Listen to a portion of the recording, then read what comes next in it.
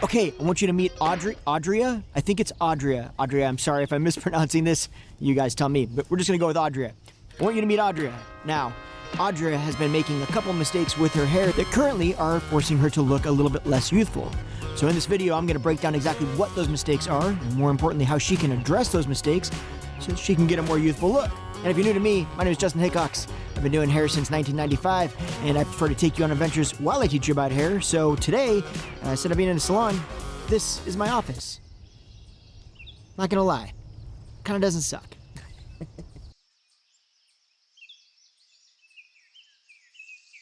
Okay, if you're unfamiliar with how this series goes, subscribers from this channel actually send in photos asking what mistakes am I currently making with my hair. And then I walk you through what those mistakes are, how they can address them, and then I show you in a photoshopped version exactly what it would look like if they took my suggestions. And at the very end, I like to throw in a little bit of curveball, maybe something that's a little bit of a different style, something they could do, maybe it's a different color or whatever. Today, I actually get to talk about something that I've never talked about in any of this series. I get to actually walk you through my 5-step process that I have used in the salon to help countless clients grow their hair out to a longer look and not have to deal with that obnoxious in-between stage. Yeah, I'm gonna reveal that one to you today. And it's easy, you can actually do it. All of that today in this video. Okay, before we dive into the actual mistakes, what I like to do is read the email, because more often than not, there's an email that comes with these particular submissions, and the email gives us a little bit more insight into who Audrey is and why I would make the specific suggestions that I would make for her. So let's read that right now. The email says, "Hello Justin, thank you for taking time to read my submission. My current hairstyle is an in-between style. I'm currently growing out from a pixie cut to a bob, but as I've gotten to this stage, I'm thinking that a bob might not be the best for me, and I should go back to a shorter haircut. My husband is not much help with the decision making. His response is, and I know you'll like this, whatever makes you feel better about yourself." Folks, if you're new to me, I'm a big proponent in you doing what feels best to you.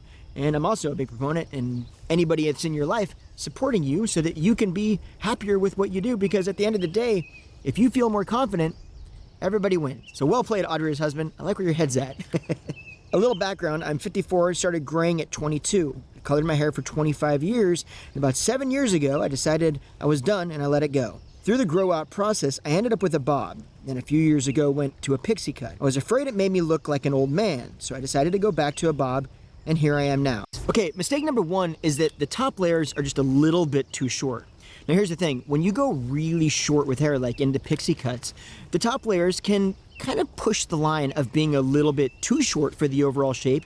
In other words, to balance with the overall shape, and they can kind of get away with that. Now this doesn't work in every situation, but it absolutely can work.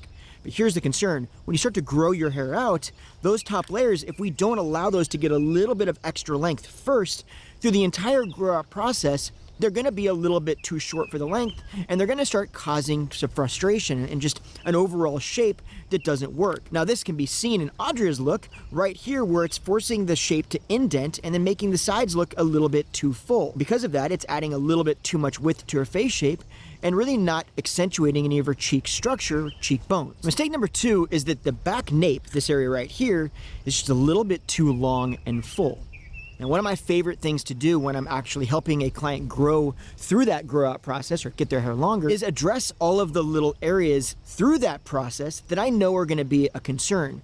And the nape is one of those big concerns. It's always gonna feel like it grows out very quickly, and it's going to start doing what it's doing in Audrea's case, which is bringing that eye back and down the shape instead of lifting the eye up and accentuating more bone structure. This also makes the top feel a bit more flat, which is another big concern that typically happens when you start growing your hair out. Now in Audrea's case, this is all actually compounding the problems or concerns we're seeing with mistake number one.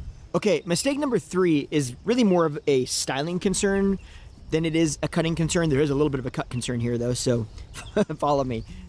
It's simply that the bangs are a little bit too full, there's a little bit too much of them, and they're a little too square. Now the concern isn't that Audrea shouldn't be wearing bangs, it's that this much bangs and having bangs this square is adding more or compounding more of the squareness in the overall look, which is adding more width to Audrea's face. So what we would do instead is still allow there to be some bangs, but open it up a little bit more, make them a little bit less square so we can see Audrea's forehead a little bit more through that, which will help to offset some of that fullness and give us a little bit more elongation. Okay, now the fourth mistake is something I see happen all the time. It's that the front is actually styled down like a bob. Now, it seems like it would make sense. You're trying to grow it out into a bob, let's style it like a bob. But the problem with this is it kind of lends itself into that neither here nor there aspect of growing hairstyles into longer hairstyles. It really lands in the in-between stage. The concern here is that we know that it's not quite long enough to be a bob, but it's also not quite short enough to be her shorter haircut, and therefore trying to style it into a shape that's not quite there yet is just kind of accentuating all of the issues with the grow out stage and none of the benefits. If we were simply to bring the front back off of her face a bit, it would look like more of a style for that particular length, as well as it would help to accentuate more of the cheek structure and bone structure that we want to accentuate, open her face up a little bit more, as well as take away some of the width that this current line, or bob shaped line, at this length is actually adding to her. So while it may be a little bit harder for her currently to get that to style back up her face based on her hair texture, there are ways to do it, and it would be a whole lot more flattering on Audrea, which you'll see here when we get into the suggestions and I show you what it would actually look like. Now, before we dive into actually showing you what these suggestions would look like on Audrea, I want to give you my 5-step simple process to growing your hair out so that you don't have to go crazy in that in-between stage. We'll call it my 5 steps to glow while you grow. And as soon as that left my mouth, I hated it. But we're going to call it that anyway because I've already said it. Whatever. Okay. 5-step process. Here we go. Step number 1. Okay, step number 1 is actually starting to grow the top out first. Let those top layers get a little bit longer before you touch anything else. That way you can keep the sides and the back a little bit shorter. It won't drive you so crazy. And as that top gets a tiny bit longer, then it's going to balance better as it grows. So you're going to be less frustrated, even though it seems kind of counterintuitive. And as I said before, maybe you've had it shorter as it was a shorter hairstyle, and you feel like, hey, if I get it longer, it's not gonna give me the volume.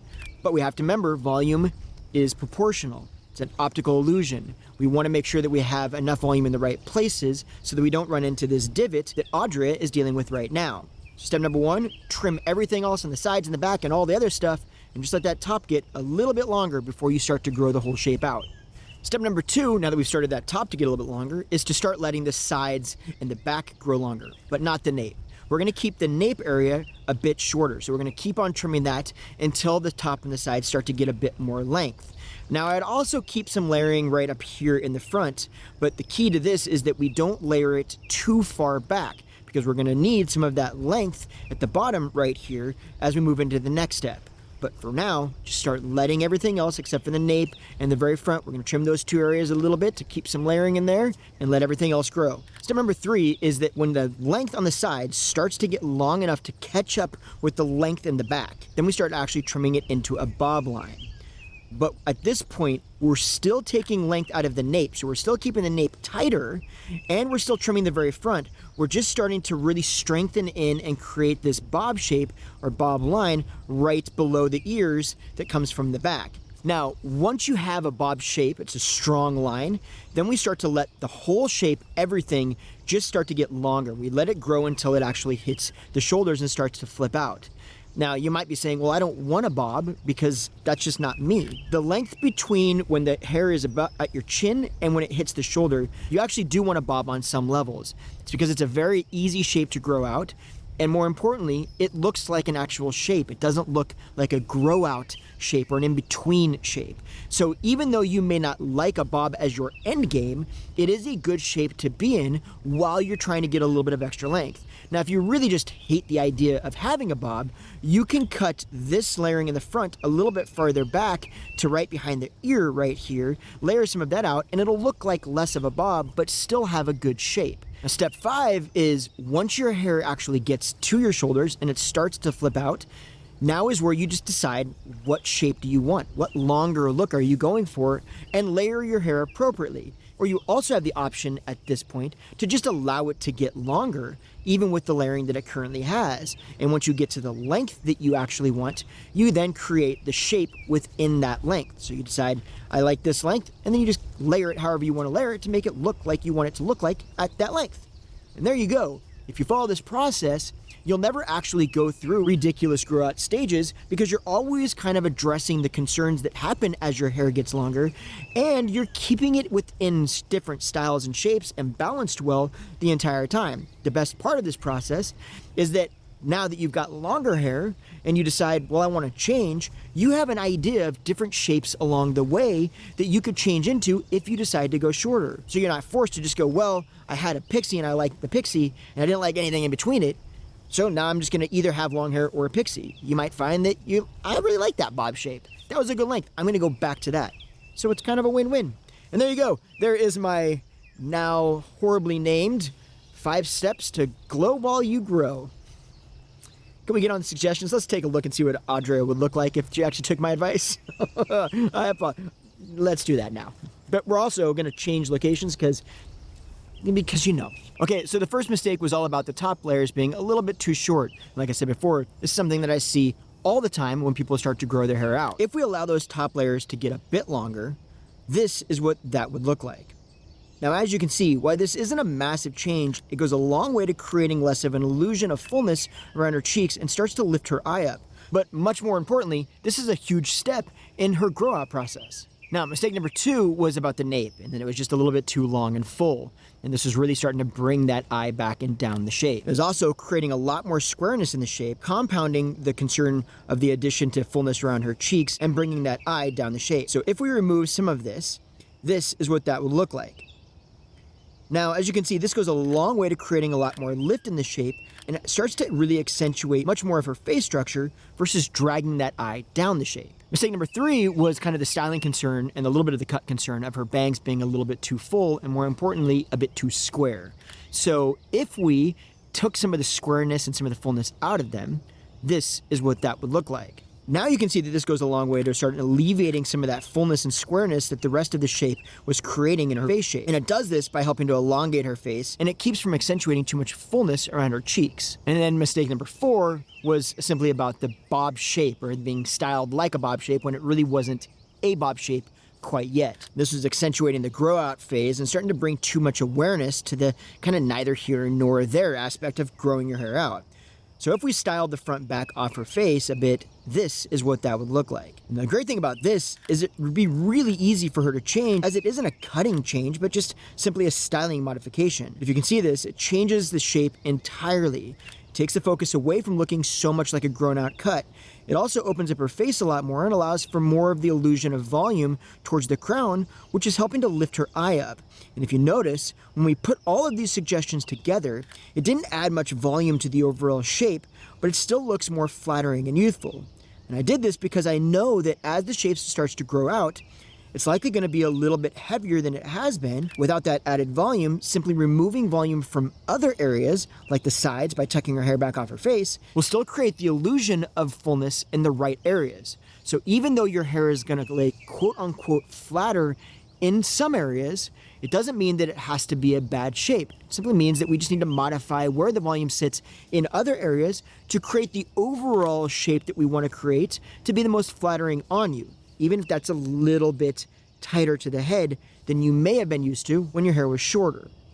Does all that make sense?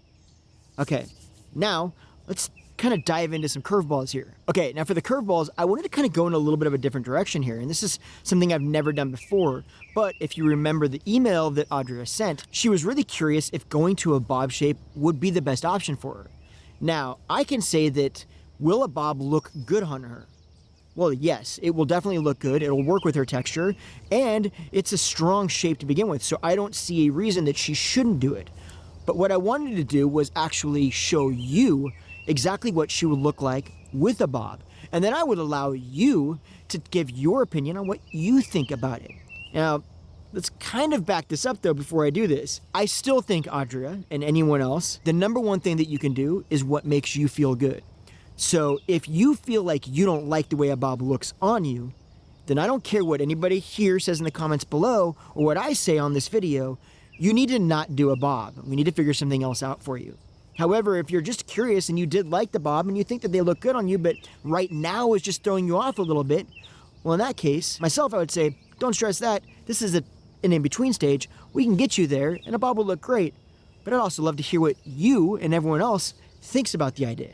So if we grew Audrea back into a bob, well, this is what that would look like. Yeah. So what do you think? I want to know. Comment below. Tell me, do you think that she should go longer? Or do you think she should do this bob? Do you think she should do a different bob? What's your opinion? I want to give you, Audrey, as much insight as we possibly can, so let's get some different ideas. Now, don't run away yet. We're not done, because I have one more curveball that I wanted to throw out here. I know that this is not on the table, probably. And I know this because Audrey alluded to it in her email. In the email, she did mention that she started growing gray when she was in her 20s, and she colored her hair for a while, but then decided that she was done with that and she no longer was going to color her hair. And I can applaud you because your gray hair looks amazing. So I don't think that there's any need that you absolutely have to change. But it's kind of the point of these curveballs, is to do something different. So what I wanted to do was not take you too far, but I wanted to see what it would look like if we did add some lowlights. So if we added a little bit of lowlights in here for dimension, well, this is what that could look like. Now, the reason that I picked these specifically is because lowlights on gray hair can look, 1, very natural, 2, give it a lot of dimension and movement and texture, and 3, really add a lot of richness to people's skin tone because it adds a bit more depth to the overall color to create more richness in the skin tone. Now, with that said, my main reason for going this direction with the curveball is also that, contrary to what you may believe, doing lowlights is not something that you have to have a lot of upkeep with. You literally, and I've done this on numerous clients, you literally can have lowlights one time and never get them again, and you won't even realize, if they're done right, you won't even realize that it's grown out. You'll just kind of over time realize that your hair is more white again and the lowlights have just kind of gone away. So then the question is, what do you think? You guys always know I don't care what I think. I've lived with this all the time. That's not fun.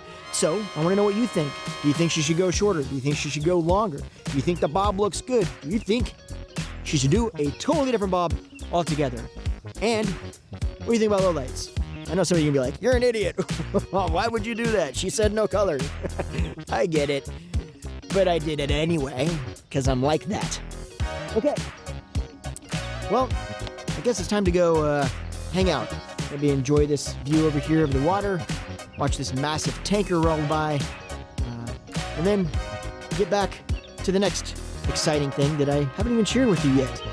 Yeah, there's a secret that you don't know. But maybe in the next episode, next week, I'll share it with you. That was a jerk move. I understand. But it happened. Jerk.